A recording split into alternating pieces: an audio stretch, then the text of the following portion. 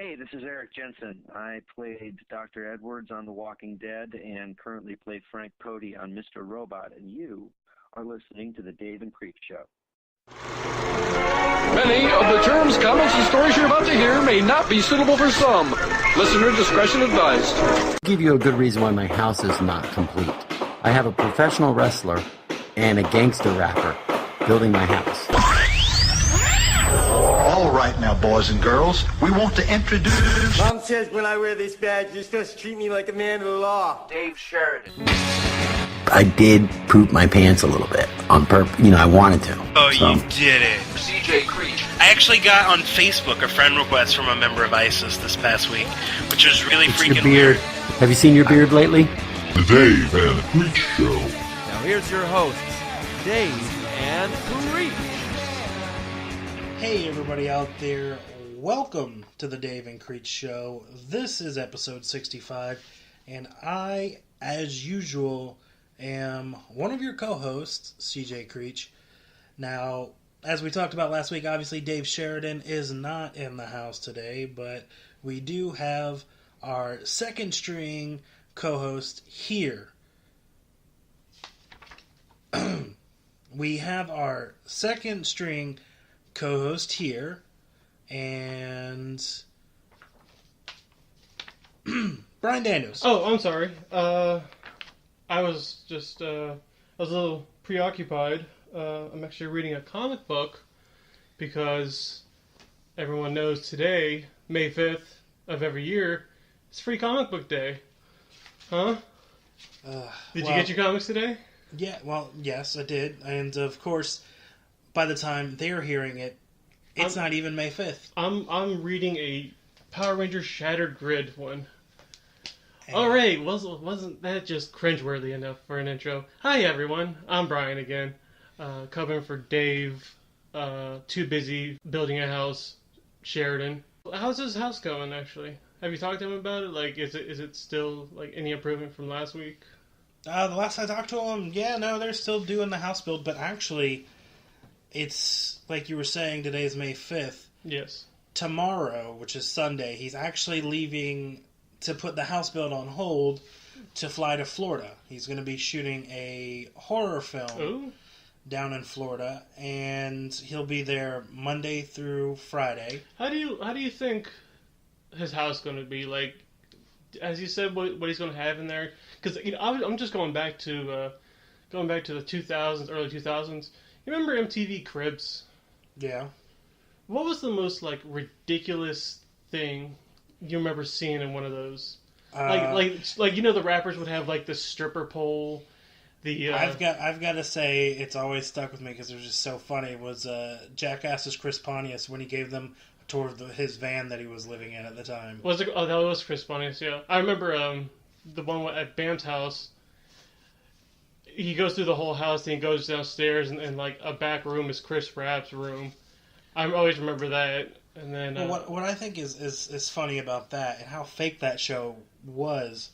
Actually, speaking of Bam, I found this out talking to Joe Frantz, who I also have a podcast with, but we haven't done an episode in a while because he's working on Novak's book. But most of these people would wind up buying stuff or renting cars and renting fancy stuff to put in their house before MTV came, because when they asked Bam to do his episode, they were like, do you need to go and rent any of these cars? Or he's like, why the fuck would I want to rent cars? Yeah, he already owns these. And they were like, well, that's what most of the other rappers on the show do. They rent the stuff so their house looks so much cooler, or they look like, you know, looks so much nicer. They're living a lap of luxury. Yeah. When in fact they were just renting it just for that episode.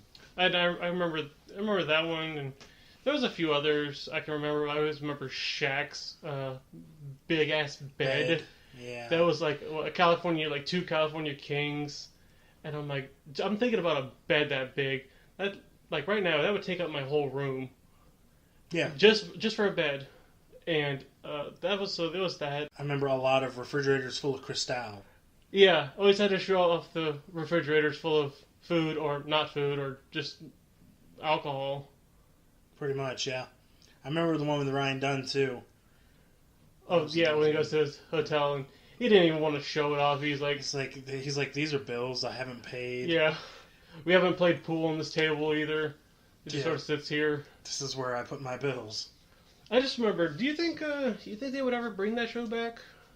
As as private as some people are nowadays, you think they would want to do Cribs again?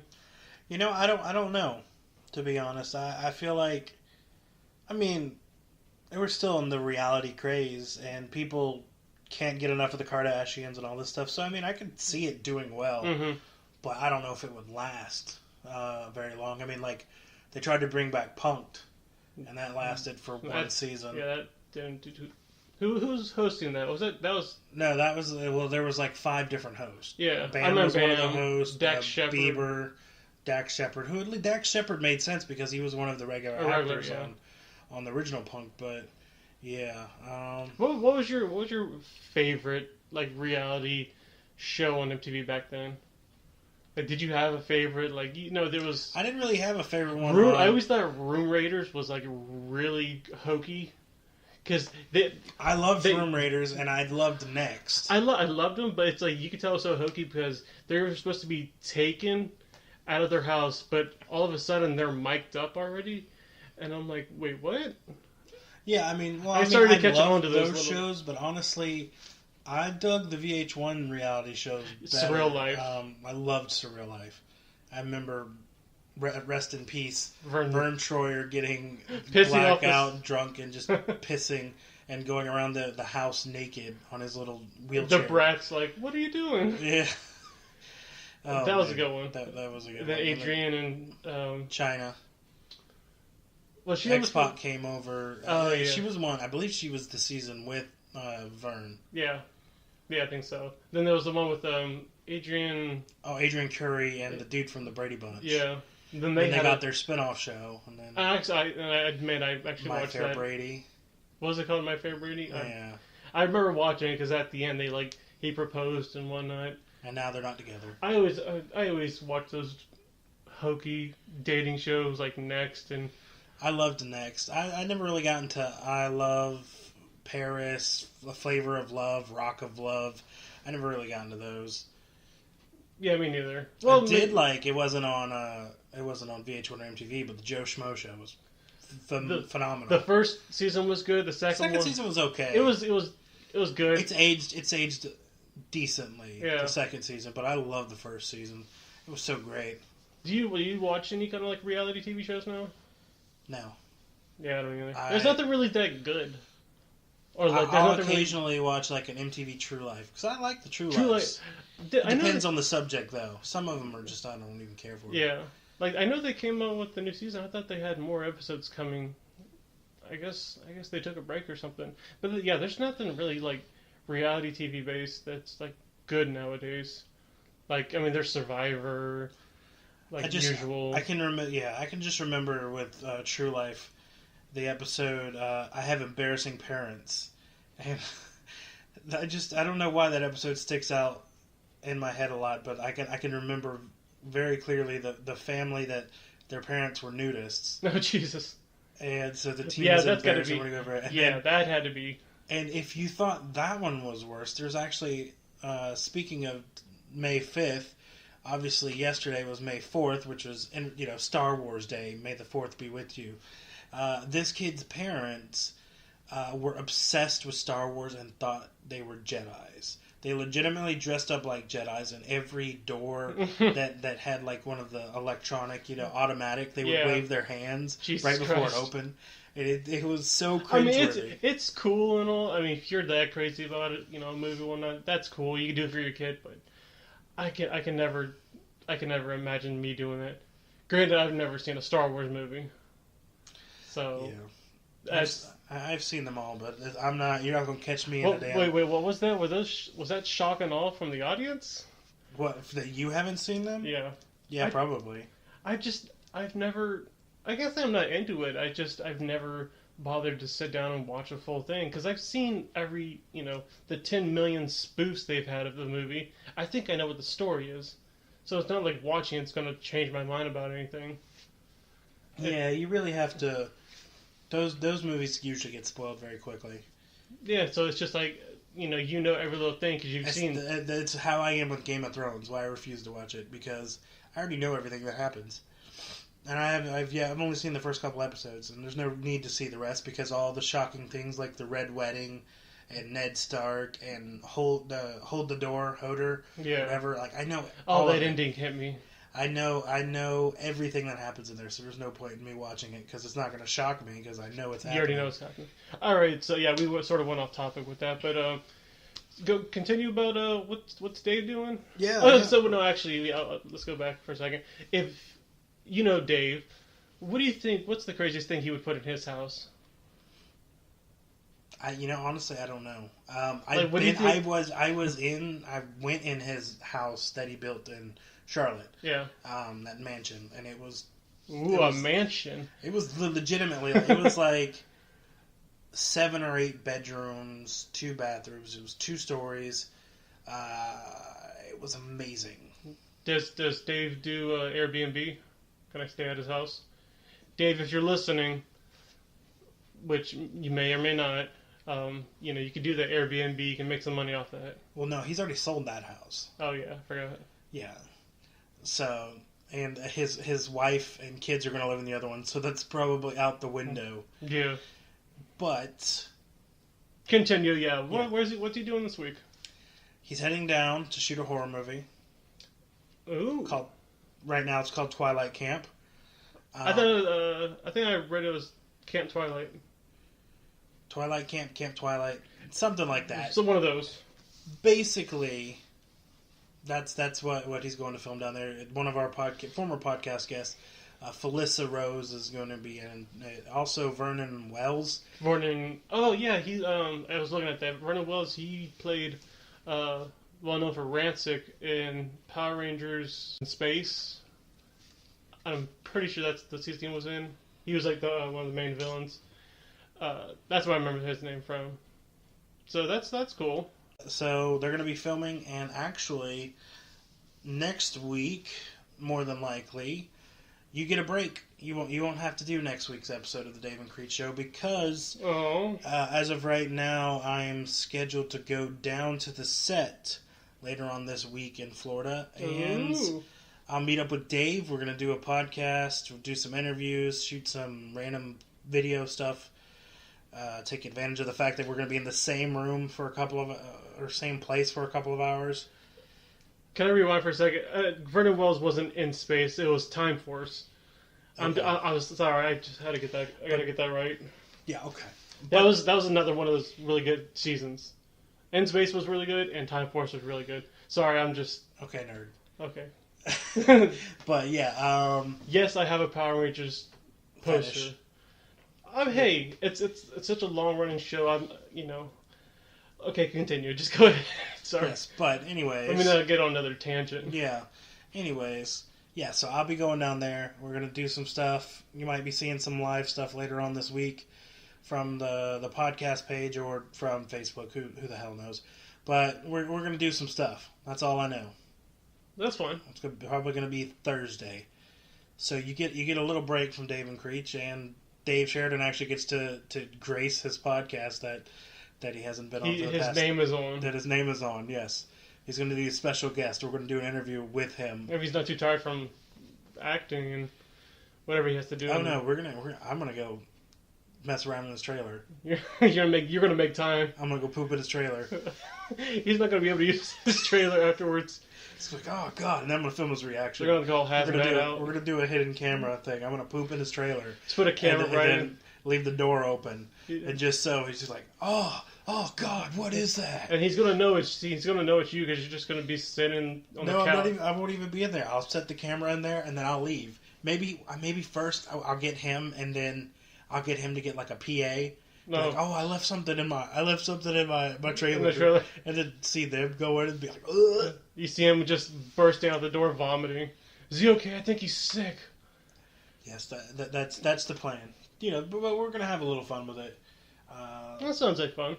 So yeah, that's going to be a little bit of fun. Nice. So, I think before we go into the news, I do want to add an addendum to last week's episode. because I spaced. That's kind of what happens when you do a podcast, and honestly, last week we were both really exhausted. But the topic came up of what is HBO's next hit. First off, I failed to mention one of their biggest hits that is personally my favorite HBO show besides Silicon Valley. Like, it's more, I loved it more than True Blood. And that's Entourage. So I want to throw that one out there because I completely forgot about that. That show is one of the best shows I've ever seen in my life. How'd you like the movie?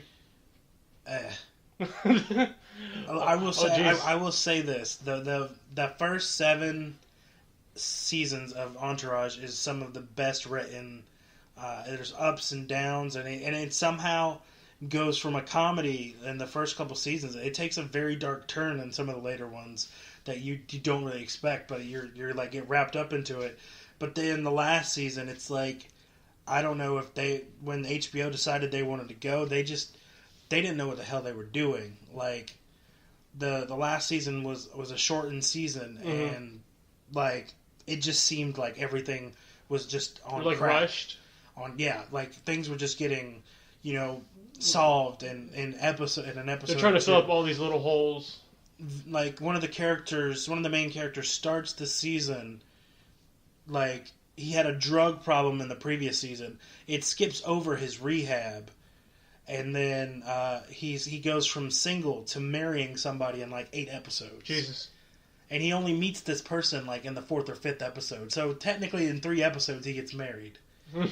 And you can tell the last season was so bad that in the first 5 minutes of the movie, they completely undo everything that season. They retconned it.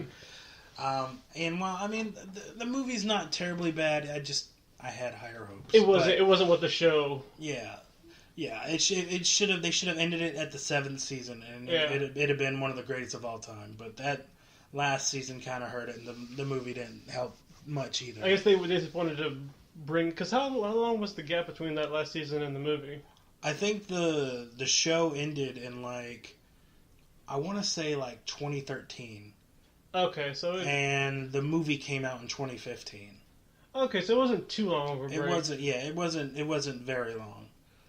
And they were still able to get everybody that was there from the show, but it was a good series. I actually recently rewatched it, and I'll probably wind up rewatching it again. It's like something I can rewatch a lot, like The Office. But I loved Entourage. Entourage is great. But the big hit now, actually, I think HBO's already gotten in Westworld. Yeah, that's what I'm seeing. It's like because there's been people talking. It's been getting critical acclaim everywhere, and people were stoked. I mean, it's been a long time since. I mean, season 2 just started now, but they didn't have a season last year, so that's why it's kind of been delayed. Mm-hmm. But they're already greenlit the season 3. Oh yeah. So, needless to say, I think once Game of Thrones ends, even if they don't do a spinoff, I think Westworld is probably going to take up that. Now, I haven't really started it. I haven't watched it. Is it like a period piece? No, I've heard it has to do with robots. Oh. And there's a lot of naked robots in there. But apparently it's like some noise. I don't know. I know what I see from the trailer. Dave's seen it. Dave said it was good, but it deals with like robots. So it's like so everybody, most of the people in the show are robots. Okay. But it's not like in like space. Androids. I think it's that's something. Okay. I mean, it sounds. Listeners, feel free to message us and tell us we're completely discussing this wrong, because neither of us has seen this. I've never seen it. I'm pretty sure that I at least know it deals with robots. Okay. I don't know if it's in the future, if it's in the past. Well, that's one thing that HBO hasn't really did too much on, because what they've had, like we said, True Blood has like vampires and all that kind of stuff.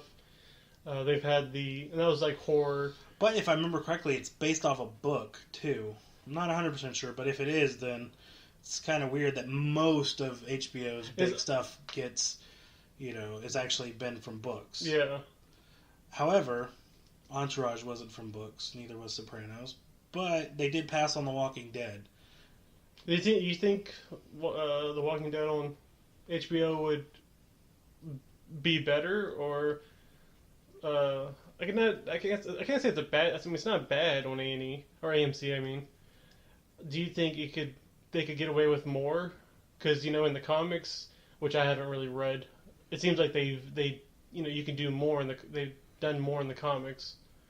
That going over to HBO, they can get away with a lot more. You think it would be? I think they would. I mean, honestly, they get to do a lot on AMC. They do. It would just probably be a little bit more gorier, and there might be some nudity because there's occasional nudity in the comics, but not over the top. Yeah. Just some of the stuff I think they could have got away with would have been like the Michonne and Governor torture scene. Mm-hmm. Like in the he doesn't really torture her too much in the actual AMC show, but in the comics, like he had tied Michonne up naked and tortured her for a while, and then when it came time for them to fight, in the show on AMC, she gets a piece of glass and just sticks it in his eye. That's it. Yeah. But like, she fucks him up in the comics. Mm-hmm. Like, one of the last things she does is she grabs a spoon and shoves it up the governor's ass, Jesus and then Christ. uses that spoon to scoop out his eye. So stuff like that may have been able to be shown on HBO, but Do you think that's what they got the term brown eye from? maybe. But it's just honestly something I'm really glad that we don't have to see. That would be a It's little just much. a little too much. Even for me, I'm like, no, I'll pass. Yeah, that's a little too much. So, I think overall AMC did, and The Walking Dead did fine. But I looked right now. Westworld was based on a 1973 film called Westworld, written by Michael Crichton. Jurassic Park. Yeah. So it's based off of that. Huh. Okay. And yeah, so I mean, I guess it's worth a watch. And there was a short show that came out in 1980 that flopped. Only 5 episodes were produced. Called Westworld? Called Beyond Westworld. Oh, okay. Which was a continuation of the films. Mm-hmm. And then, because there was Westworld and then there was Future World, apparently. Oh, jeez. But, yeah. Those came out in the 70s. The show flopped in the 80s. And now it's a new show here and it's doing gangbusters. So, Oh, good for them. yeah. Cool. But alright, now on to the news. So, for those who don't know, which if you don't... If you don't, you're not in the know. Well, no, I haven't really talked about it too much on the show, but I like wrestling. Wrestling's fun. I like do pro too. wrestling. Me and Brian both do filming for pro wrestling, so there's that little added thing. Yeah, a little. But since it is me and Brian this week, I want to go ahead and do predictions for this coming Sundays, which by the time you listen to it, the event will already have happened. However, you can then actually see who was right, who was more right, because it's not just, you can't change it once it's up here. Yeah, this is official. This is official. This is Saturday before Backlash. We're putting in our predictions in advance, so we are locked in. Even though I won't be podcasting with you more than likely next week, we're gonna have to the week after go over who was right. Yeah. Get the bragging rights therein. Okay. But all right, we're gonna go through the matches here, and we are gonna pick some winners. Now, I'm not including the pre-show match because I'm not even gonna watch the pre-show match. You. Ruby Riott versus Bayley. I'm gonna say Bayley. I will go ahead and say Bayley too. Now we're gonna go for the IC title match first. Seth Rollins versus Miz. And I'm going to say I go with Seth Rollins retaining because to me it makes absolutely no sense to put the title back on Miz since he's on SmackDown and they already have the US title. It'd be kind of weird to have the Intercontinental and US with no mid-card title for Raw. So I'm gonna go with Seth Rollins. Oh, and yeah, I agree. It's pretty much same with each of your points. I think Rollins is probably going to hold the title for a good while. Just winning it at Mania. Let him hold it for a little while instead of giving it right back up. And like you said, instead of Miz taking it to SmackDown, have it on Raw. Let him and Finn Balor feud for it. Other people, they can feud for it. So I think Rollins, yeah, he's walking out. And now the next one is going to be Daniel Bryan versus Big Cass. And I've been going back and forth on this one because, Daniel Bryan's still fairly new. And Big Cass just came back himself from injury. So it seems like it could be a throw-up on who's going to win. But I'm going to go ahead and officially put my name on Big Cass. I feel like Daniel Bryan's one of the people who can take a loss and still have the crowd behind him, and if they are wanting to cement Big Cass into the main event picture, beating somebody like Daniel Bryan would help him do it. I see your points. This is a hard choice for me because if you watch SmackDown, they had a segment where Big Cass brought out a midget Daniel Bryan, a midget that was dressed as Daniel Bryan, and just sort of taunted and bullied him. I can see. That's why I can see Daniel Bryan winning just because of that. It doesn't make Daniel Bryan look weak because of it, but I just think he'll win on top of that. You get what I mean? I do, and you know what? That means we've got our first different choice. So somebody's definitely going to be wrong in this one. Yeah, I do think Big Cass just making his return definitely needs a win to be what's the word? God, I'm validated as like a top guy on SmackDown, because I don't know how many top guys they have over there. They have plenty. They have a good bit, but I think him coming back, he definitely needs to win. But I'm going with Daniel Bryan. Up next is Jeff Hardy versus Randy Orton for the United States Championship. I don't think Mr. Orton, he's actually wrestled a lot more than I thought he would be so far, but yeah, I don't foresee Randy winning it in this. I think he had his moment with the belt earlier this year to become a Grand Slam champion. I think Jeff Hardy's going to keep it for a nice long while, as long as he doesn't botch many more whispers in the winds. So I'm going to go with Jeff Hardy retaining. And I'm just going to agree. All right. Well, after that, we've got Nia Jax versus Alexa Bliss. Seems like another foregone conclusion. This is another Nia rematch. Jax just won the title at Mania. While Alexa's been doing some great work on Raw and the bully promos. Yeah. I really don't see them giving it back to her, and I see Nia retaining. Nia's an unstoppable force. Yes. So yeah, she's holding it for a good while. I don't think unless Alexa somehow cheats to get it back, I see Nia winning. Yes. So man, we are thinking alike for the most of these matches. This one's pretty close. A lot of these are foregone conclusions. Sort of. Now the next one could go either way, and I think we might differ in opinion. But Braun Strowman and Bobby Lashley versus Kevin Owens and Sami Zayn.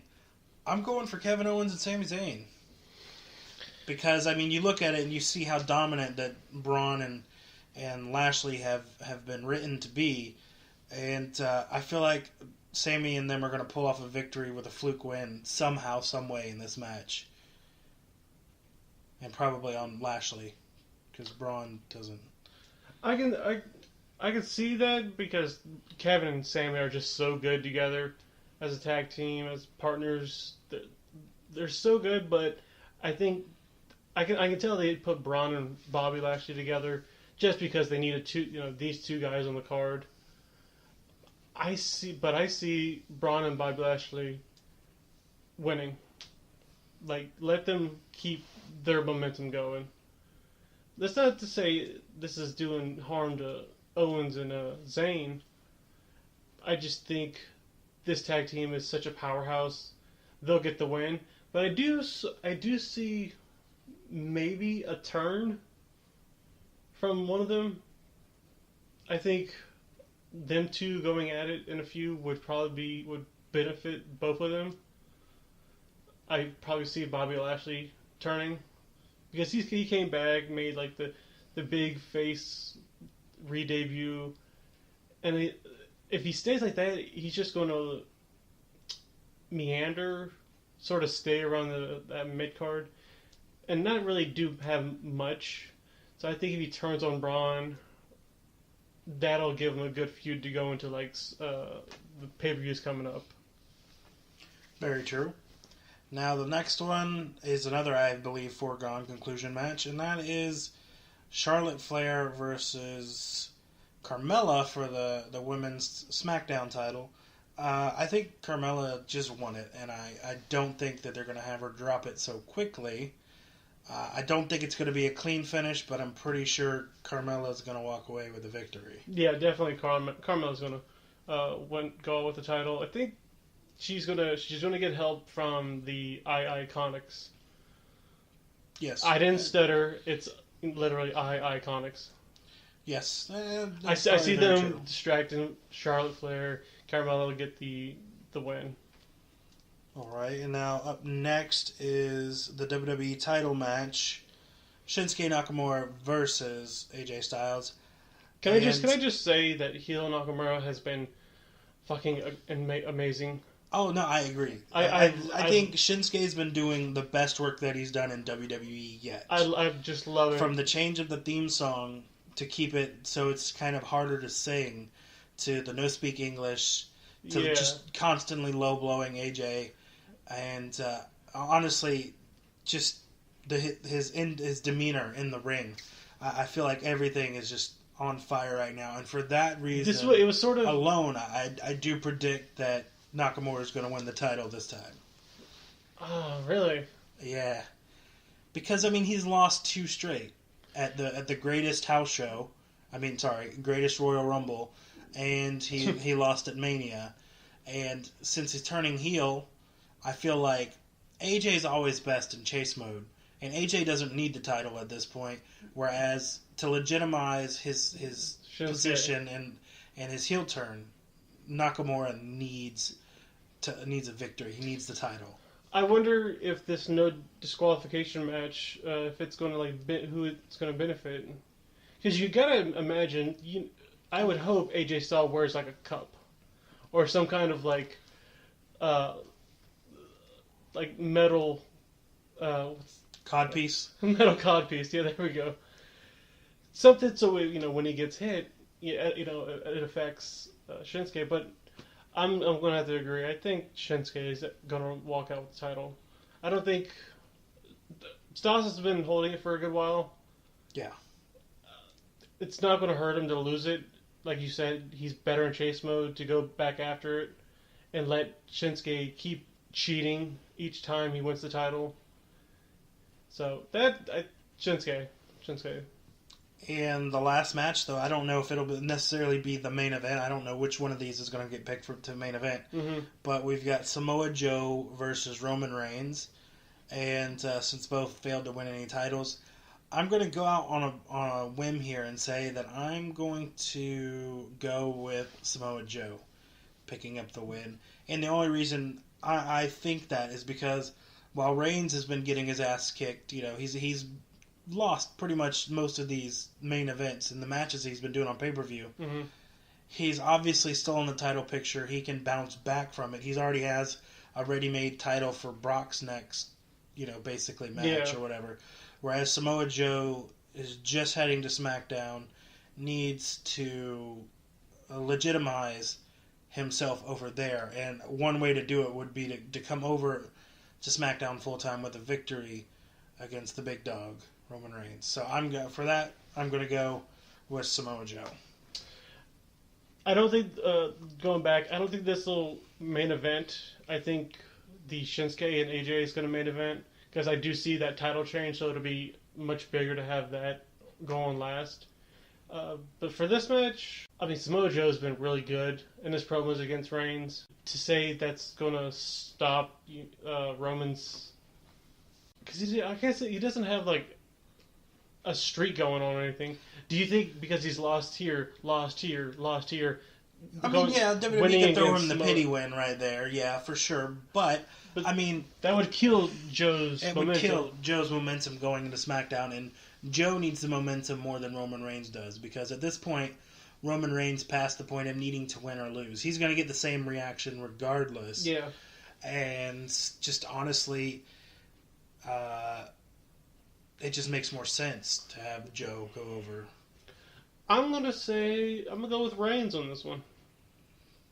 Okay. I think this is gonna be, a pity win.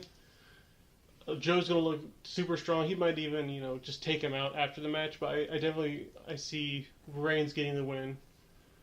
Not to say I wouldn't mind Joe winning. I just think it's gonna be Reigns this time. But keep this feud going. I don't think it's gonna end. I think Roman's gonna win but it's gonna be by DQ on Joe. So I don't see a clean finish. Okay. Well, the tally here leaves the chance of either or 3 matches could go either me or you. Yeah. So there's definitely going to be some sort of winner and some loser. So hopefully, for those of you who are into wrestling, if you're listening, you've enjoyed this talk. Hopefully, if you didn't, you looked at the podcast highlights and just skipped ahead to the next thing. Yeah. But, because you probably don't know what the hell we're talking about. But, you know what? It's the Dave and Creech Show. It's my damn show right now. Because Dave is not here. And we're talking wrestling. That's true. So, I wanted to transition before we got into this, what we could do afterwards. Well, it's actually an hour after 12 o'clock. So, yesterday was actually 15 or 16 years. It says May 5th, 2002 was the last time they could use WWF. That's when they finally had to switch to WWE. They got the F out. Yes. It's a when, nice little piece of history there. Was that like really big to you when you were like watching? I didn't know what was going on at first. I was like, wait, what happened? I remember for some reason... One week it was WWF, and then it came on the next week, and it was WWE. It wasn't like some major announcement. It just changed. Yeah, and they had all these shirts, "Get the F out." I remember just randomly, I was in computer class or keyboarding class, and I would hear about this, and I don't think I was watching too much wrestling at the time. I think I might have been, but I remember hearing about it, and I just remember that sort of stuck with me. And I was in middle school, 6th grade at the time, if I'm doing math correctly. It's probably 6th grade. But yeah, I just wanted to bring that up, but about 15 years ago. Do you think the product would be different, or do you think anything would be different because of the change in name from WWF to WWE? I don't think so. Do you think it would just stay the same? I think it'd stayed the same. Yeah. Okay. Chris Benoit would have still killed his family. Jesus. And they would have dark here. They would have. I mean, they were back then already in the process somewhat of transitioning from 2002 is considered the ruthless aggression era anyway. Mm-hmm. So I think that no matter what, it would have changed. Okay. Well, congratulations, World Wildlife Fund. You won it. Yep. The panda beat the wrestlers. All right. What do you got? What's been happening on your side? Do you got anything you want to discuss or talk about? I saw this little news story that might affect you sleeping tonight. Oh, great. Sorry. A woman from Florida woke up to a cockroach in her ear. And imagine that. Like, what's the worst thing that's happened to you? Like, I've had a roach on like my stomach, and that sort of freaked me out. Could you imagine it getting stuck in your ear, and it's still alive, it's still kicking, and she had it in her ear for 9 days until she finally got it looked at. Bruh, first moment I noticed the damn roach is stuck in my ear, I'd be taking that thing. I'd be going to the doctor. It's such a nerve-wracking thing. You're just all day. This thing's moving in your ear. That would just freak me out. I can't get how she didn't go after the first day to get. Dude, first minute, like I wake up, I feel movement, I look in the mirror, there's a roach stuck in my ear. My ass is getting the keys, and I'm going to the hospital. So, have you ever had like a weird wake up from like a bug or anything? From a bug? No, I'm kind of a deep sleeper. So I've probably eaten many bugs in my lifetime, even roaches. And, there could... I don't know. I haven't had any wake-ups with really too much, but it's... Enjoy sleeping tonight thinking of this. Like, in the end, yeah, that's fucking gross. So thanks for that. Now you're gonna just go to bed with like earmuffs on. All your holes are gonna just be stopped up. You're not gonna be able to breathe. Goodbye, CJ. No. Dead. Just like that cockroach. Yep. It's gross. Speaking of not being able to sleep, I saw this news article on, and these kind of news articles happen.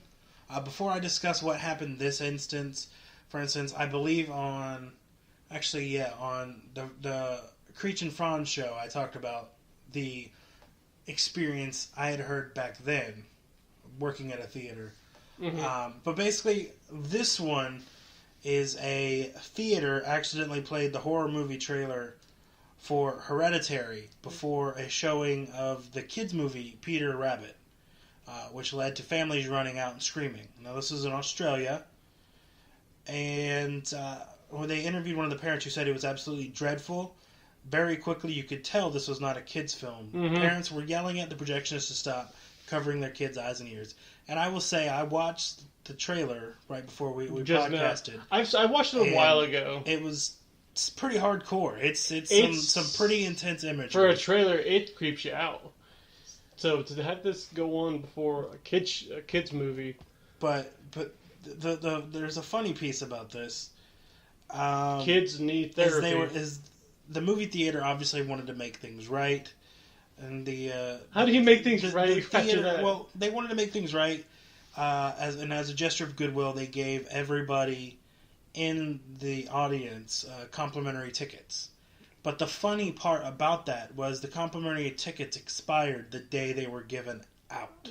You could only go that day. So, yeah. What kind of? Oh, that's got to be. But well, you can. Yeah, it's kind of weird. But basically, the theater insists that the free tickets will be honored until that date a year from now. Oh, okay. No matter what's printed on the piece of paper. But it was kind of funny that they would go through this traumatizing event. Here's a free ticket. Oh, wait, it expires today. You have to go back in. Yeah. And what if they did go rewatch back the same trailer? And the trailer popped up again on a different movie. But, yeah, Poor kids. And then, like I said, like I mentioned earlier very briefly about the Creech and Bryan show, when I worked at the theater, there was one of our affiliate sister theaters. This was around the time Bridge to Terabithia came out, which was this PG movie that people swear by. They said it was really good. But once again, kids movie, rated G, PG, mm-hmm. one of those. And back in the day, God, it's only been 11 years, but when you think about it, I mean, most theaters are digital now. But back in the day when we had prints of film, you could sometimes have to double up on a movie. On the reels, yeah. You'd have, 2 movies on the 3 platters. Mm-hmm. You have the one that feeds to, and then the 2 different movies. And sometimes you may make a mistake and thread up the wrong movie. It happened to me countless times, but I caught it before I started. However, there was an employee at one of our sister theaters that threaded up the wrong movie, and they were supposed to thread up Bridge to Terabithia. They wound up playing instead The Hills Have Eyes too. Oh, Jesus. And, yes, you've seen the movie. It's not the greatest movie, but the first minute or so of this movie is a very graphic birth scene of a mutant ripping a baby out of a woman's vagina. So imagine seeing the kids. Where's the bridge? Yeah. Imagine there's your bridge. The kids' reaction. Like, there was parents and children alike running out the theater screaming and crying. And honestly, I'm really surprised that there's not like a rise in like murders and twisted, demented people in that area that had happened, because I mean, like, that probably fucked some kids' lives up right Definitely. there. They didn't even know where babies came from, much less dealing with a scary monster ripping it out. Hey, they learned something that day. They did learn something at the cost of their childhood. But yeah, so that's just. I've never had that happen to me, like seeing a like R-rated trailer in a G movie.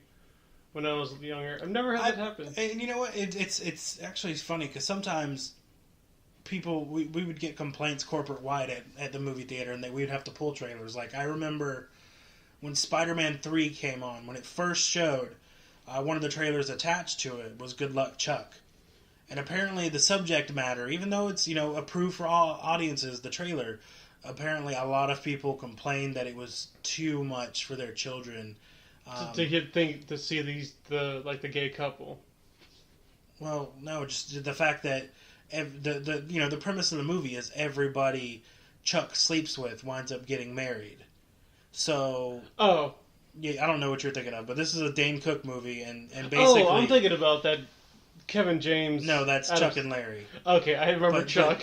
But yeah, and Good Luck Chuck. The whole premise is that if he sleeps with a girl, she marries the next guy that she goes out with. Oh, okay. So apparently, a lot of parents thought that was too much for their kids to be watching, and have to discuss what that means. I can see that. So we had to wind up after that weekend, and the complaints, corporate-wide, Cinemark was like, take that trailer off. Okay. So we had to take it off. I mean, that's understandable. Like, you're talking about, I can see that. Yeah, but Spider-Man was PG-13, and on PG-13 you can show trailers for PG-13 or R. Oh, movies. so it was for the Spider-Man movie. It was during the Spider-Man preview. During the Spider-Man previews. That would have been fine. Yeah. If it was for like a G movie, like a Rugrats or something. Yeah, no, Spider-Man 3 was PG-13, and on PG-13, MPAA says you can play any, G, PG, PG-13, or R. You can't show restricted R trailers, but Green Band you can show. But apparently the Green Band Good Luck Chuck was just too much, so we had to take it off. That's weird.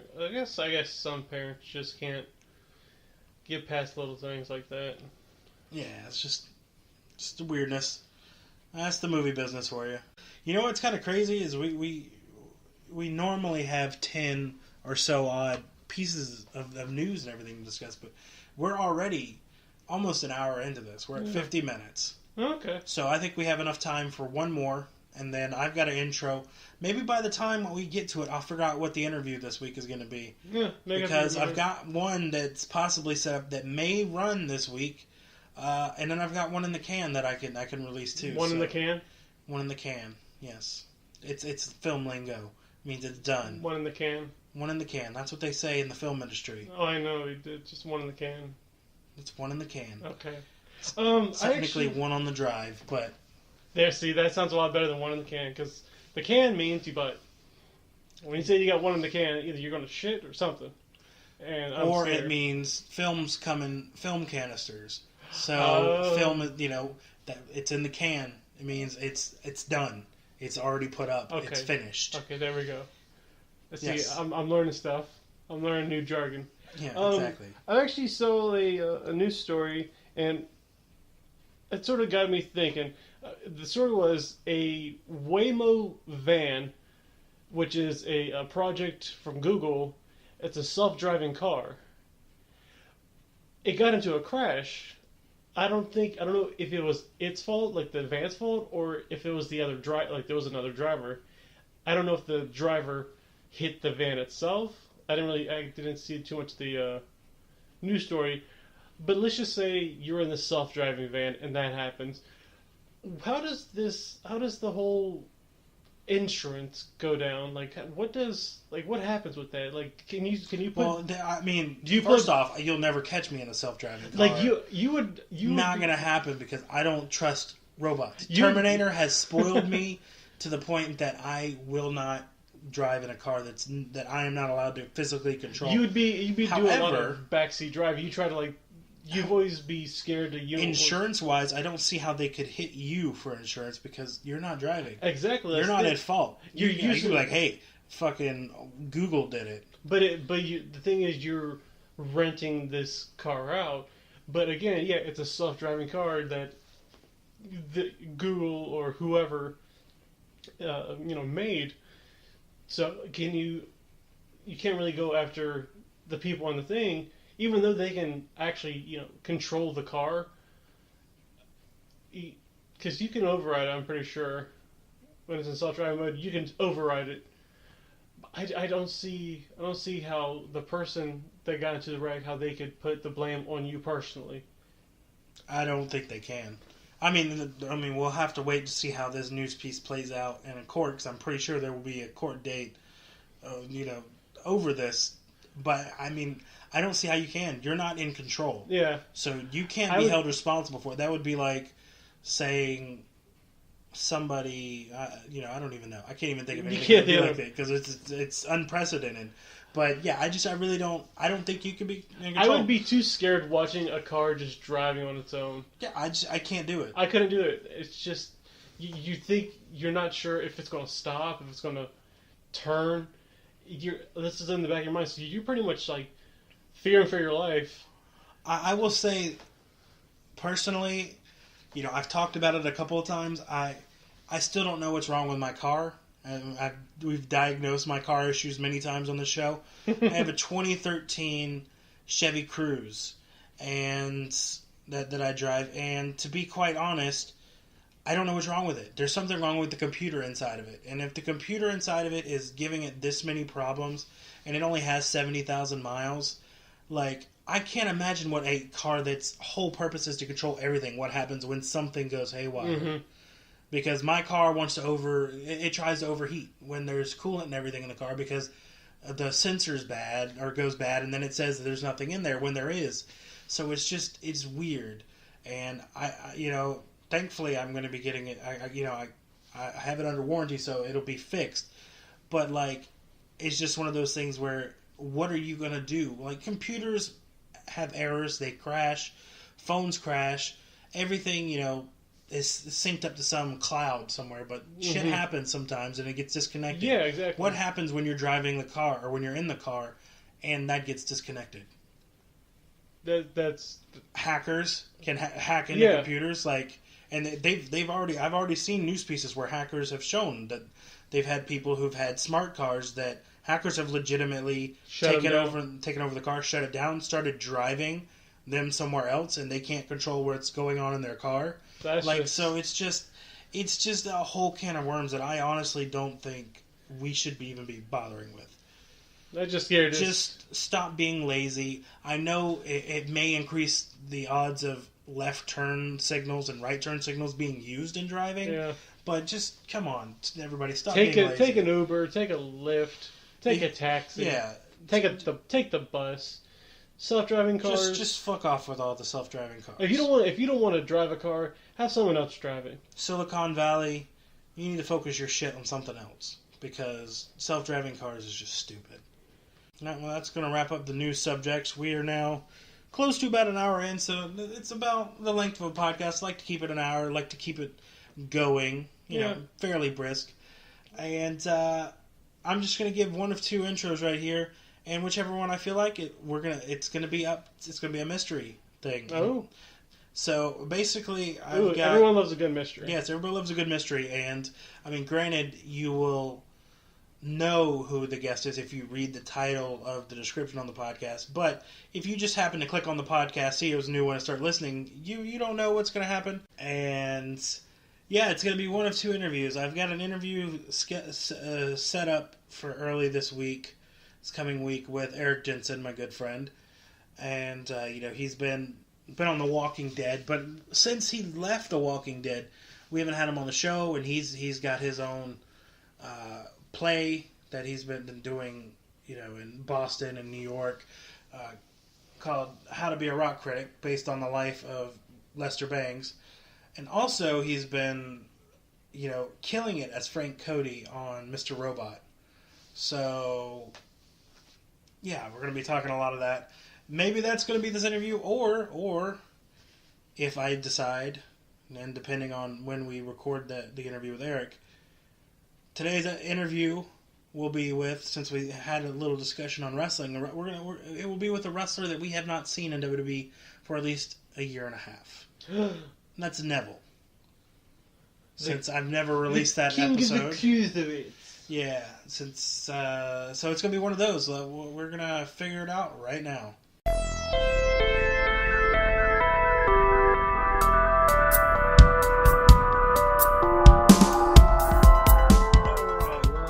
It's now my favorite time of every episode. We are doing an interview. We've got a special guest today. who, if you've been listening to my podcast for quite a while, you have to go a little bit back, but about 3 years ago, actually, I think it was last week, 3 years ago, I had our guest today on, and he was just finishing up his role as Dr. Edwards on The Walking Dead. And since then, he's been on stage and screen, keeping busy. He's been doing a play, I believe it's in Chicago and New York so far. And it's How to Be a Rock Critic. And I keep hearing rave reviews. I've seen pieces written by, I believe it's New Yorker and Rolling Stone. Sounds phenomenal. I still have to get yet to see it, but it's definitely on my list. He's been on TV with Law and Order and Quantico and Mr. Robot. He's been everywhere, and he's also one of the nicest human beings I've had the pleasure to cross paths with. Today, my guest is Erik Jensen. Hey, CJ, how you doing? I am doing great, man. It's a pleasure to talk to you again. What a nice intro to hear all that wonderful luck in my life reflected back at me. What a nice way to enter a conversation. I wish every time I entered a conversation it was like that. Right? That would be pretty awesome. Wouldn't it be nice?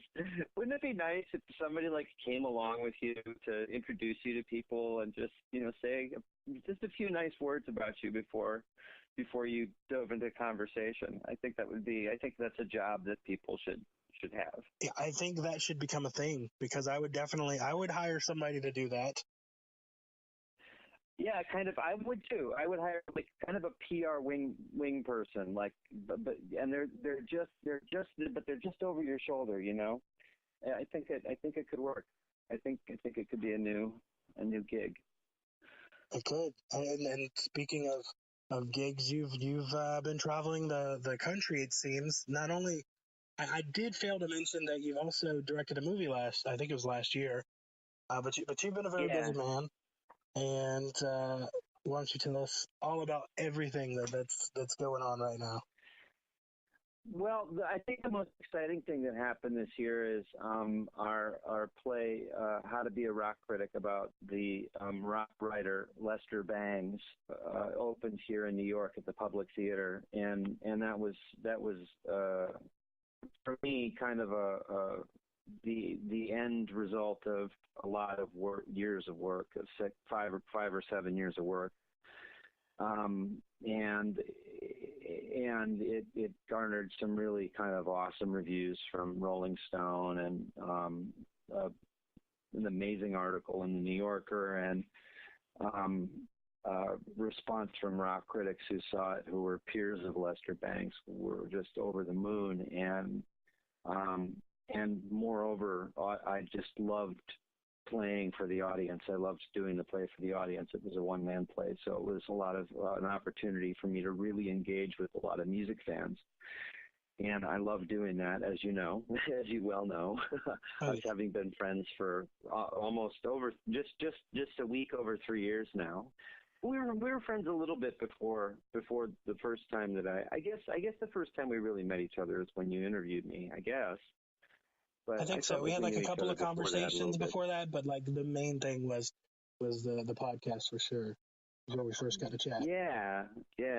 So you know me, I love to chat about music, and this was an opportunity to do that every night for a couple of weeks with a New York audience, which is a really smart music audience, So that was a dream come true time, and then one company liked it so much that they've asked us to make a film about it. So we're currently in the middle of making a script about Lester Bangs' life, and there's just a couple of dreams come true, one right after the other. So we're very fortunate. That is pretty awesome, and I do want to say I've actually told you this before, but when you first changed your Twitter profile picture to you as Lester Bangs, for the longest time I didn't even know that was you. You were such a chameleon that you completely changed your look, and you looked like a completely different person to me. So that was just kudos to that. I mean, that's that's the joy of, thank you, and that's the joy of being a character actor and a hired gun. it's a pretty groovy job because it's never the same for me. I have some friends who you know, are, I guess, would qualify as leading men or leading women, and can sometimes find themselves boxed in and frustrated by the way that their look can limit them, and are always looking to do something more interesting than what's usually handed to them, you know. And as a character actor, I never have to worry about that. I'm always going to be handed something extremely interesting that's not just a rote kind of, you know, where were you on the night of February 25th, you know? Yeah, you always get to play the fun characters, for sure. Yeah, and the most reprehensible people too. It's a long line of just people who shouldn't be friends with anybody. Yeah, I remember. I can't remember which show it was. I know it was Chicago something.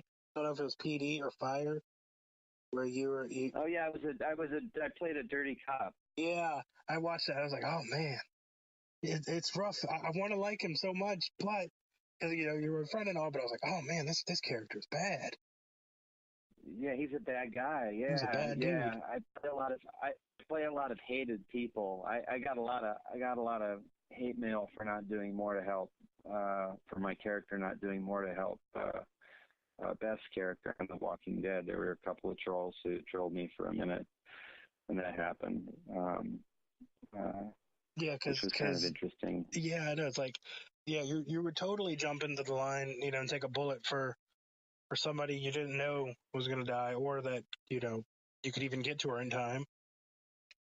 Yeah. It's he's not the kind of character who'd jump in front of a bullet for anybody. So, and you know, he's well written that way because, you know, there's probably only a few people in my life I jump in front of a bullet for, you know, my wife or my child, and you know, that's the thing I like about The Walking Dead the most, is the characters are so flawed, you know. It's almost like nobody's really a hero on that show. No, especially now. Yeah. If you were to start, you know, if anybody were to start watching like mid-season now, they'd be like, who's the good guy? Because both sides are just doing horrendous things at this point. Yeah. And you know, and still, you know, in you know, with the brush of zombies and chaos and madness and all of the things that people do to each other, they're asking essential questions about sort of humanity as well, which is just for a television show to accomplish both things is just amazing. You know, it's just remarkable. That's why it's fun to watch. I will say though that it's pretty awesome that in the, I guess you could say, zombie genre as a whole, you've pretty much had the main highlights that anybody who wants to work on anything zombie related, you've been able to accomplish. In that one of your work, or one of your first films that you worked on was the remake of Night of the Living Dead. So you worked on something that George Romero was involved in, and then you've also worked on the biggest zombie show of all time. Yeah, it's super cool. I started out as an extra on my very first film job. I almost booked a lead in the remake of Night of the Living Dead, and it was me and this guy from Los Angeles. And ultimately, as happens more often than not, they picked the guy from Los Angeles, and I thought, oh, you know, that's it. But they were like, you know what, come to set and be a zombie. And then George Romero at that point said, you know, you worked so hard for this part of something. He says, I promise I'll cast you in the next thing that I make. And at that point I was like, well, you know, that and a quarter is going to get me maybe a cup of coffee. And he was true to his word, which was a very important thing to be exposed to early on in this business. The next movie he did, he cast me, and that's how I got my Screen Actors Guild card. So I owe George Romero a big debt of gratitude, and Donna Belichick, the casting director who cast me in that. I owe him almost an entire career, you know. But I guess you didn't know it was as big a story as that, did you? No, I didn't. No, not at all. Yeah, That's actually a really cool story. It's a super cool story because it's about remembering the small promises that you keep to people. And that was a value that, I really try to live by that. I don't always succeed, but, and to treat people graciously, again, a value I try to live by. I don't always succeed, but to have a legend like that, make a promise and then keep it. And, I think the casting director even lent me the $900 that I needed for my Screen Actors Guild card at that time, and just said I could pay her back when I got money from doing the film. And so it was pretty cool. The film that I have one line in is called The Dark Half, and I believe it's Timothy Hutton is in it, and I believe Julie Harris is in it. I could have that mixed up with something else, but both of those people are in the film. It's a Stephen King film. George Romero, big hero of mine, And now I'm getting to direct too, which is cool because all of the stuff that I've been observing directors do for so many years on set, and when they nail it and hit it out of the park, being at the feet of some really great people like Scott Gimple and Ernest Dickerson, and just really paying attention to what people like that do on set, how they run a set, how they fulfill their vision. And do my job at the same time, of course. But it's nice to be able to apply everything that I've been observing for so long into a place where I can help young actors the same way that George Romero helped me out. So it's nice. It's nice. Things come full circle eventually. Right now, mainly we've been working on a variety of projects. We've got obviously the Lester Bangs movie now that we're writing, so I'm kind of buried in Cream magazines from 1972 to 1976, which is just all music, so I'm in hog heaven.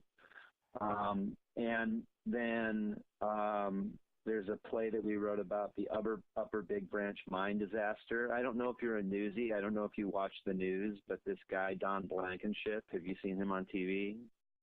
I might have. I'm horrible with faces, but the name definitely sounds really familiar. Yeah, well, anyway, he did a year for violating mine safety laws and was involved in this incredible, horrible disaster at this mine that killed 29 people. And he's running for Senate now, the Senate nomination in West Virginia, the Republican Senate nomination, and he's kind of a terrible candidate. Like, he's kind of like the last guy you really want running for anything. It's if you want people to take you seriously as a political party. And he ran these racist ads, and the guy's a piece of work. I don't want to get all political on you. Oh, well, Dave does it all the time. So if you do, yeah, right. We had to actually. How's he doing? He's doing pretty good. He's the reason he's not joining us tonight is he's actually currently on set. He's shooting a movie in Florida right now. I'll be heading down to set tomorrow night to go on it as well. But he's off this week. Exciting. It's going to be my second movie. Are you acting? Are you acting in it? I might be. I might have at least a background role in it. Oh, that's so cool, dude. I've already been in one horror movie that was already released. I'll say this to you now in front of millions of listeners. When we do our Lester Bangs movie, you gotta come be in it. For sure. I would love that. You gotta come be in a scene. Okay. Okay. I will take you up on that offer for sure. Yeah, and you'll stay with us, of course, and bring your daughter. Okay. Yes. She misses her Sadie time. Yeah, exactly. I saw the trailer for the thing online on your Twitter feed. It looked really cute. Oh yeah. She's got her own little interview series now, and yeah, she's booking interviews that I can't. I've tried to get and can't get it. Oh, right. It's hilarious. Right on. She's already beating me at my game. Right on. That's fantastic. Good. Yeah, we want to raise them to be stronger and more mercenary than us. So exactly. So I think if she's getting those tough interviews, then she's just you're just doing right. You're just doing right by her. That's it. That's it. Exactly. What else can we talk about? What else are you thinking about? Well, actually, it's something that I've finished recently, and I probably still need to rewatch all 3 seasons right now again just to refresh myself. But Mr. Robot, it's right on. It's an amazing show. Even when I don't understand it, just because of all the technical jargon. But it's a fantastic show, and you get to play the conservative host of frank-cody in the show. And so, I mean, even though you've kind of been, you were definitely more in like the background of the first season. I believe mainly it was just showing you on the TV and whatnot. In the later season so far, your character has emerged as more of a character. I distinctly remember I'm horrible with character names for most of them, but BD Wong, his character where he's playing the female. And that scene where they want you to basically tell everybody to go Trump. Yeah. It was a cool scene at BD Wong. So I came with my A game, and he didn't surprise me because he's got a reputation for doing this. But he came with his A+ game, and really did our scene in 2 languages. It was incredible to watch. It was incredible to watch him just play my character like a marionette, and it was fun to try and fight that. So yeah, stepping out of the TV and into the world was really pretty great because Speedy's a great actor, and I was in awe of him in everything he's done. So it was like going to school again, for me. Yeah. Just another opportunity to learn from somebody great, Exactly. So. You've gotten to work with quite a few of the greatest actors of this generation too. Because I can recall you working with Jeffrey DeMunn as well on Blacklist. So it's like you're always owning your craft, and you've got such fantastic teachers, so to speak, to learn from. Yeah, Jeff DeMunn, he played Dale in the first season of Walking Dead, if people don't know his name. And actually, I had the great pleasure of seeing him in a play called The Price on Broadway. I think it was The Price. It's about 2 brothers. And his work was just absolutely absorbing. It's an Arthur Miller play. I think that was the play. But I've seen him live on stage, and to act with him in scenes was just. He's also a cribbage player. So we didn't get a chance to play cribbage, but we talked cribbage, and people who talk cribbage can talk about it for a long time. That's awesome.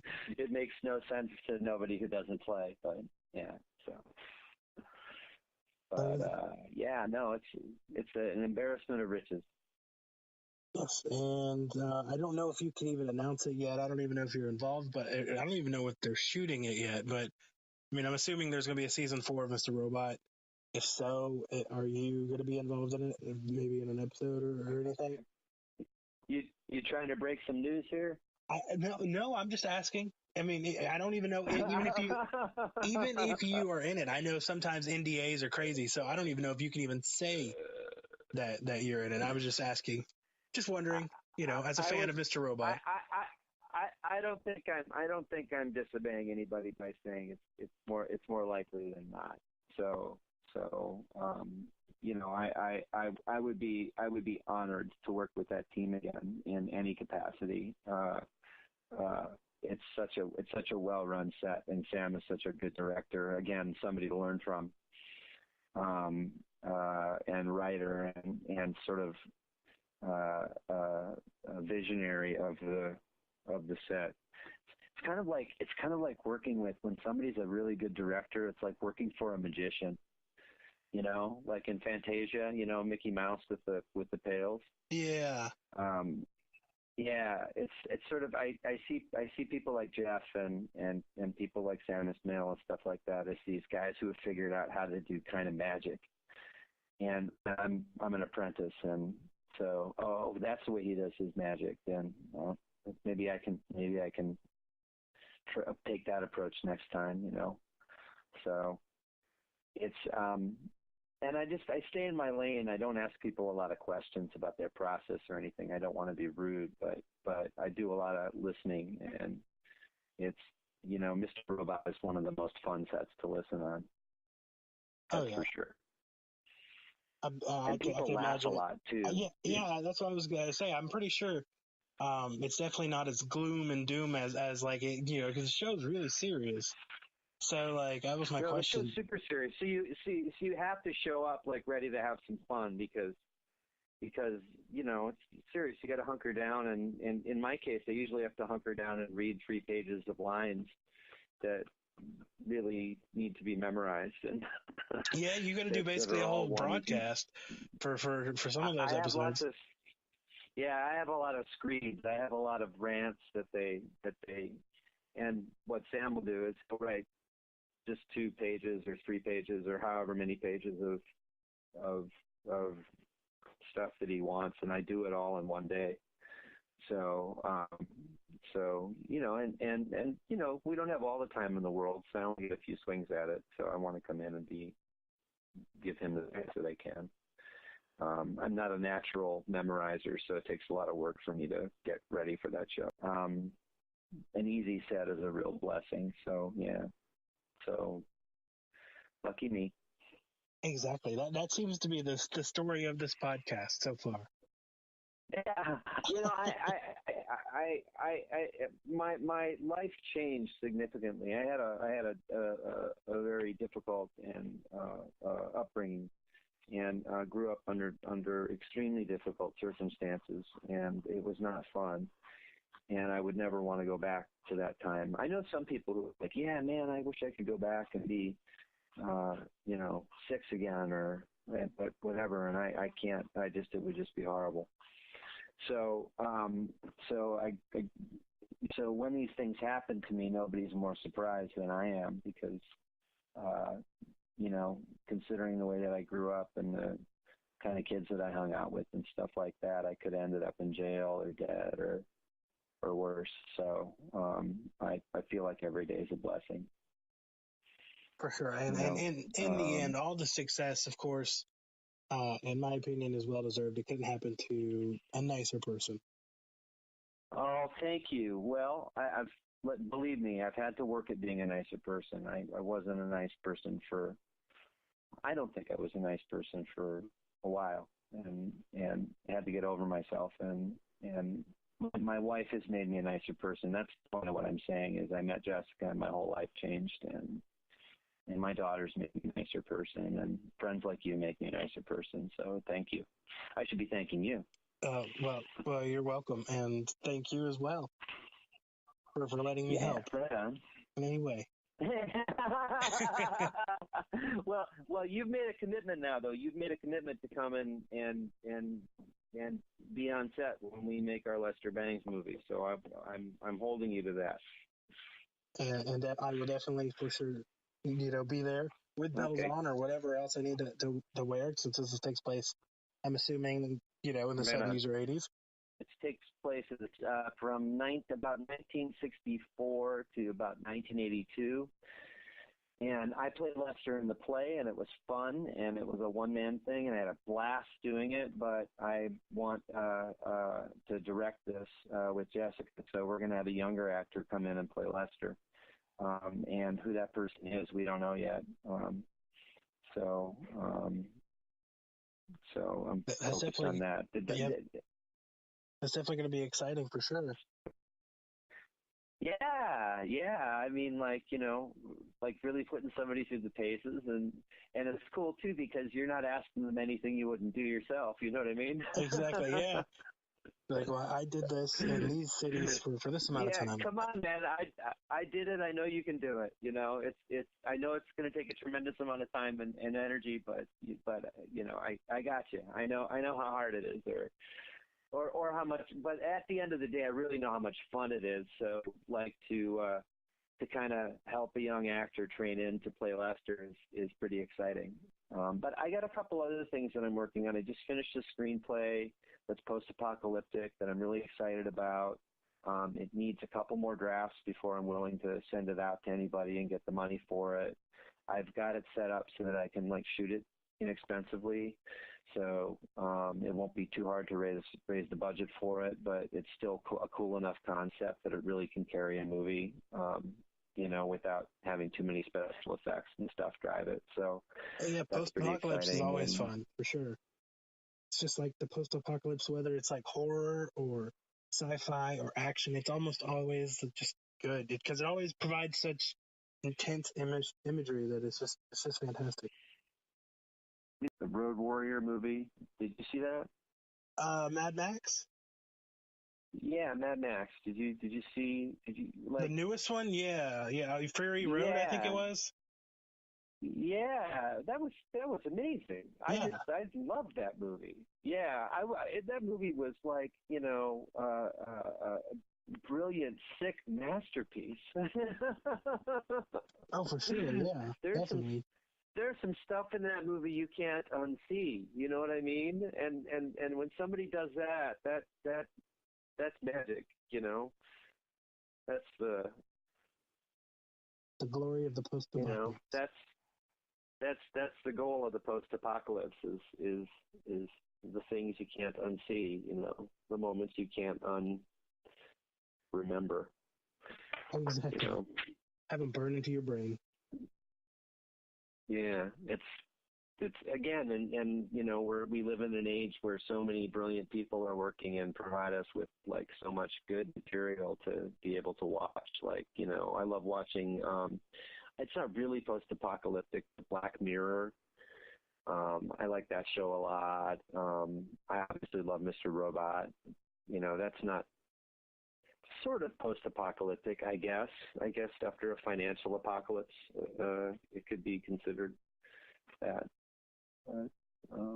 Definitely. I seem to thrive in those worlds. For sure. Yeah, I didn't even think about that. Yeah, Mr. Robot is kind of like a financial post-apocalypse, when everybody loses all their money, basically. Yeah. Yeah, and what does it mean to be a person in that world? What does it mean to be a human being in a world where that's happened? How do you navigate that? I mean, endlessly fascinating questions. Yeah, it's pretty awesome. It takes a great writer to come up with something like that, So, yeah. Yeah, I've actually heard, I've heard about Black Mirror, but I've yet to see it. But I know it's kind of also like the Twilight Zone in that it's different stories each episode. I've been meaning to check that out. I've been on a nostalgia binge recently. So I've been watching What have you been watching? Well, I've been watching shows that were, they're filmed now, but they're set in prior decades. Stranger Things, for instance, in the 80s, and Everything Sucks in the 90s. Which Everything Sucks I haven't seen yet, but Stranger Things I'm a rabid fan of. So yeah, Everything Sucks is really, really good, and what sucks about it is there's only one season because Netflix decided to cancel it.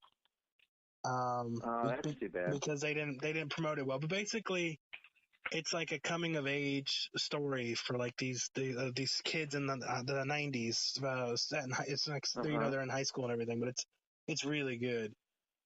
But I think because of the subject matter that they didn't, Netflix didn't really want to promote it too much, so it didn't do too well. Are you serious? Yeah. That's That's too bad. It sounds like what happened with Freaks and Geeks. Do you remember that show? Yes, I do. And actually, believe it or not, like in a lot of the comparisons, even before it was canceled in reviews, everybody compared it to Freaks and Geeks because it's kind of like the same thing. Yeah. It's got the same feel to it for sure. Man, like, you gotta go to the help of the underdog. I'm gonna watch this show, and then I'm gonna get on the internet and complain because I don't like it when good shows go away. Yeah, I mean, the cast has been trying to rally people. There's a hashtag Renew Everything Sucks that's been going around because a lot of the cast was blindsided too. And I know they had been working on the season 2 already with the scripting and everything, but it's really, really good. And the episodes aren't really that long. I think they're like 30 minutes a piece. So like they're easy to digest, a couple of, to watch them one after the other. Is it a drama? Is it a comedy? Is it a little of both? What is it? It's kind of a little of both, honestly. And the talent that they got on there is amazing because it's not, they didn't go for big names. So, you don't have these instantly recognizable people. So like you fully get into each of these characters and, everything that's going on. And it's just, it's set in the 90s. So you have all the music from that era, they're using VHS tapes, they're going to video stores and everything. So if you live through that time, you see stuff that you recognize, but the story is top notch. And like, of course, I'm sure they expected a season 2 because, with Stranger Things, it was kind of like, I was assuming when I first watched it, that was what it was going to be like. But, of course, it was more grounded in realism. But, they left it open at the end of the first season. And, now that's another thing that you're just like, I really wish it wouldn't have ended the way it did. But like the acting is some of the best I've seen especially for a first time show using like kids in their teenage years. Because this is because it's not like, you can watch movies and, there's adults playing teens and you're like, well, it doesn't really, obviously you don't really get into it. You're like, that's just a 20-year-old playing it. That's 18-year-old. But these are actual like teenagers, like kids that they got to play them, and they all do a fantastic job. Oh man, it sounds great. I feel for those kids. To be on something great like that, and then to get knocked out kind of at the last minute. Well, you know what? Hope springs eternal. Maybe they're making enough noise that the higher ups will listen, and you never know. This kind of press can always be good for a show. I mean, it was getting such good PR because it deals with a teen coming out, and that's cool. And and that's one of the reasons why I personally don't think that Netflix really promoted it as much. They released a trailer and then nothing on it, and then like it's with the LGBTQ community and everything, like they've been behind it too because it did such a positive message. But it's kind of sad that they got canceled. It's interesting. My wife and I are always telling stories of people whose stories don't get told enough. Like our first play, the Exonerated, was about exonerated death row inmates, which everybody hears about now. You hear these stories on the internet all the time, but at the time, nobody really knew what it was like to be exonerated, from death row on DNA evidence or something like that. Not a typical subject for a play. Not typically somebody you'd write about. The second play that we did was about refugees, Iraqi refugees in particular, while we were still technically at war with Iraq, and just not a typical protagonist, trying to forge new territory. And what's particularly galling about canceling a show like this is you've got somebody who's forging new territory and making something that really matters. Sounds like. So, it was, and it's it's really good. Like I guarantee you, if you get a chance to watch it, you'll start to watch one, and then it'll easily blend over into multiple episodes, and then by the end you're like, there's got to be a season 2. Like, and then of course. Okay, well, you hooked me. I'll watch it. I'll watch it with my wife. We need a new show to get into. You hooked me. I'm there. I will say, everybody I've referred this to has had 2 reactions. First, obviously they loved it. Second, anger because they after they watch it, they find out that it was canceled because it just came out earlier this year. But once they find out it was canceled after they watch it, and they're like, "No, you can't cancel that." There's got to be a way because there's enough venues and stuff like that. There, maybe another network or another venue or outlet or somebody will pick it up. If it's making any noise at all and it's as beloved as people say, it's a different world than it was when Freaks and Geeks got canceled. So maybe there's hope yet. Yes, I'm always hopeful about stuff like that. I do want to mention. I'll mention it on here.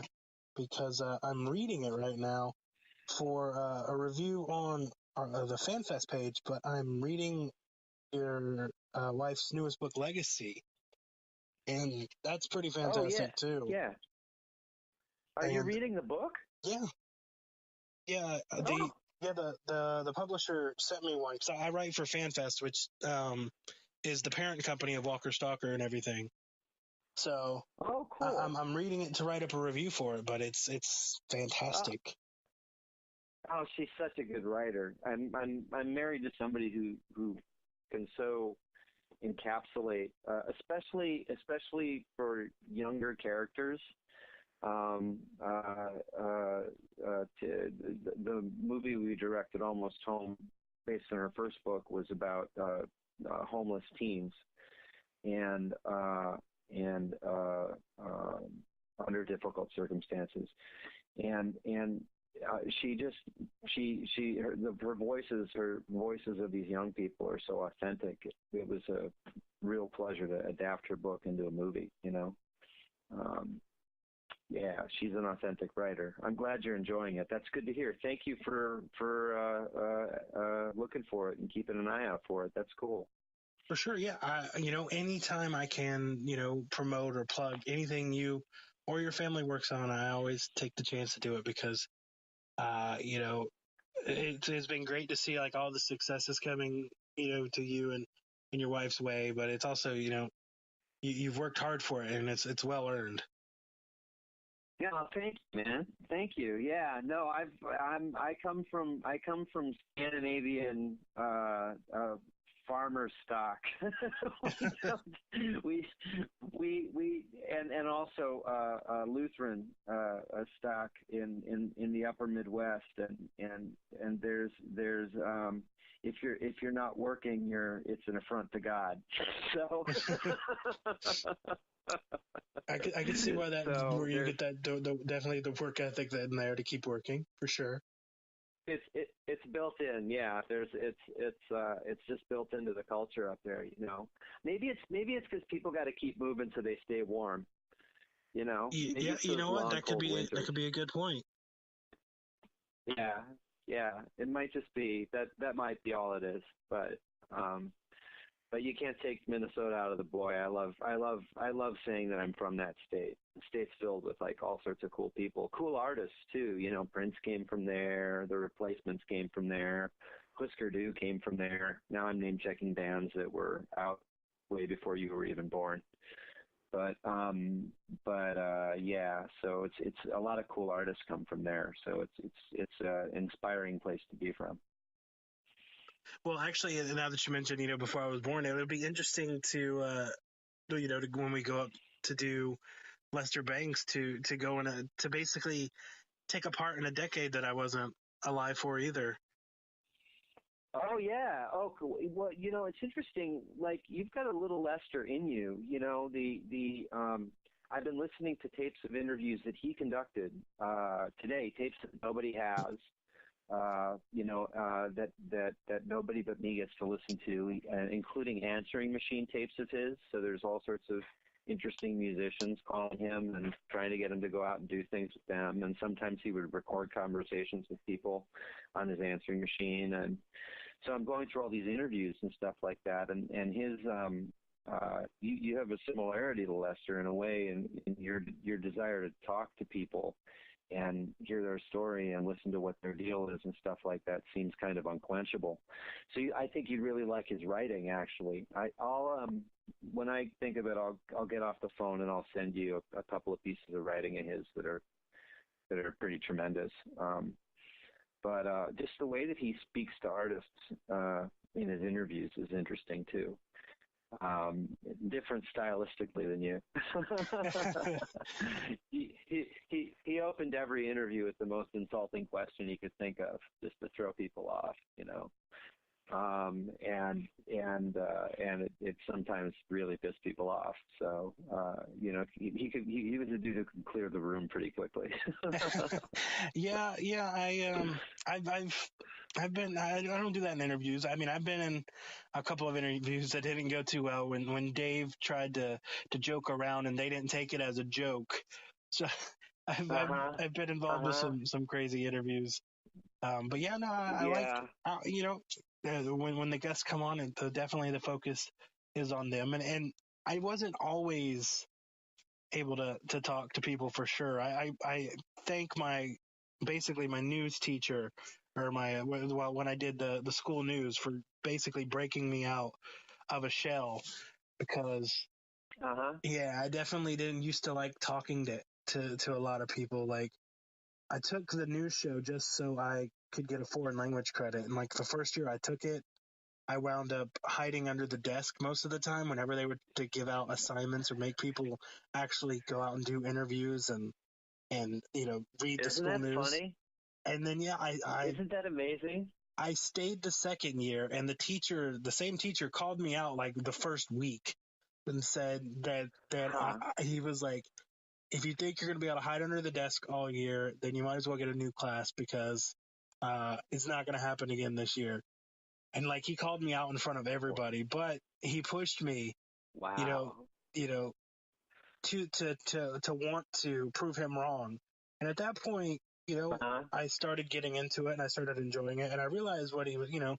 He was trying to get me to actually try it, because he saw something in me I didn't see in myself at the time. And since then, it's, you know, I haven't taken it for granted for sure, but it's been, I've had a fun life getting to interview other people. So it definitely helped out. Well, it's, in the spirit of Thank a Teacher Week, I've never mentioned him on the air before, but you know, I was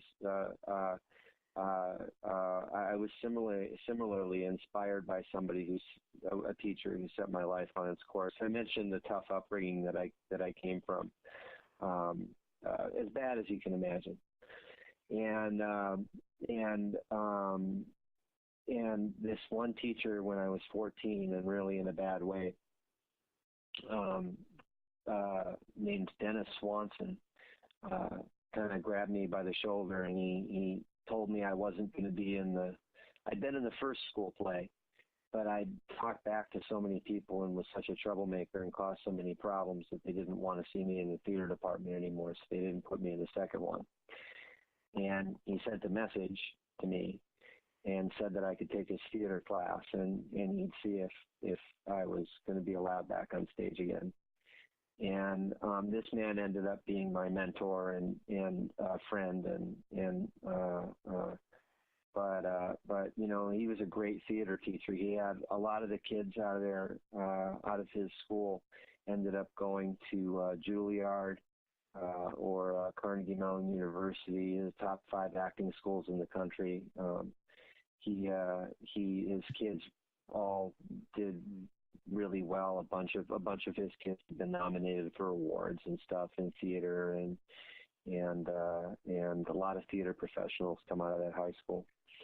So anyway, this teacher of mine that's basically saved my life and set my life on its course. And unfortunately, a couple of years ago, he was killed in a car accident. And, but I got to eulogize him in the Minneapolis Star-Tribune. So if any of your listeners want to look up that interview, that writing, they can. It goes into more detail about him. But But I was super lucky. I know a lot of people who didn't get mentors like that. Well, dude, what a great time talking to you tonight. Take care. All right, have a good night.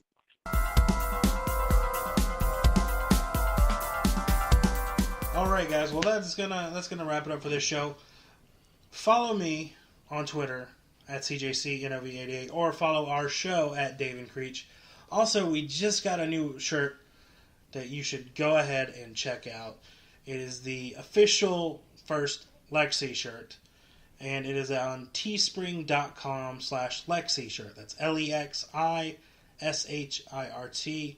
It's a great shirt, and it has her spray painting over our logo. She's taken over. Everybody loves her stuff more than they love our stuff now. I'm competing with my own daughter. She's so much more adorable. Yeah. She's gotten interviews with people that I still can't get interviews with. If you shaved your beard and you had longer hair, I'd look like Uncle Fester. Maybe you should wear some brighter colors. Yeah, maybe. Ask the celebrities what their favorite food and TV show is at. Maybe that's all I need to do. But yeah, so make sure you check out the shirt and buy a shirt because they're awesome. And there's a men's and a women's. There's a men's and a women's. They're in multiple colors, including an actual pretty good looking yellow shirt, and of course pink for the ladies, black for the ladies. I don't know if we have a white one. There's a gray one for the dudes and a black one for the dudes. There's a bunch. Just you can check out all the different colors, and they're pretty decently priced for most compared to most online shirts that you can buy with specialized designs. So yeah, make sure you check that out. I can't really plug Brian's social media because he doesn't have social media. Nope, I don't do Twitter. He doesn't do Twitter, doesn't do Instagram. Nope. He's just on Facebook, and he does not want you to send him a friend request because he's not on Facebook a lot. Nope. I mean, I'm on Messenger, but I don't look at posts all that often. And he doesn't want you to message him about random shit either, so it's best not to just let Brian be this recluse. I'm mysterious. Yeah, let him be Mysterio over here. And if you want to talk, you can hit me because Dave's not going to be able to talk to you very much either. But I'm the most accessible one, whether that's a good thing or a bad thing. It's a little. It has its moments, and then it has its moments where I'm like, oh my god, stalkers. So, with that being said, guys, thanks for joining us for another episode of the Dave and Creech Show. Minus Dave plus Brian. Long title. We'll see you next week. Probably with Dave Sheridan. And you know what? Probably with an interview with Neville or Erik Jensen, whichever one I didn't play this week. Are you going to miss me next week? You know what? Probably not. That's mean to say. But you know what? Maybe Dave will have a message for you. I hope Dave is good to you. Yeah. Okay. Well, I'm gonna see what Dave has to say about your performance on the podcast. I'm sure maybe I'll go and play him back some of your audio from maybe last week. I'm sure he'll critique me. At least I don't have to call in. Nope. I'm gonna get him to talk shit and send you a video, and then post it on his Twitter. Bye, guys. Bye, Dave. Guys. Bye, guys.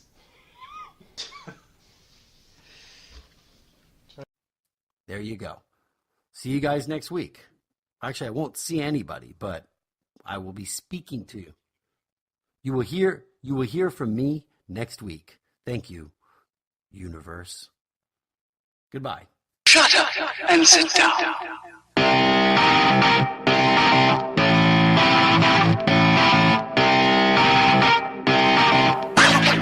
Thank you for listening to the Dave and Creech Show. The views and opinions expressed in this podcast are solely those of Dave and CJ.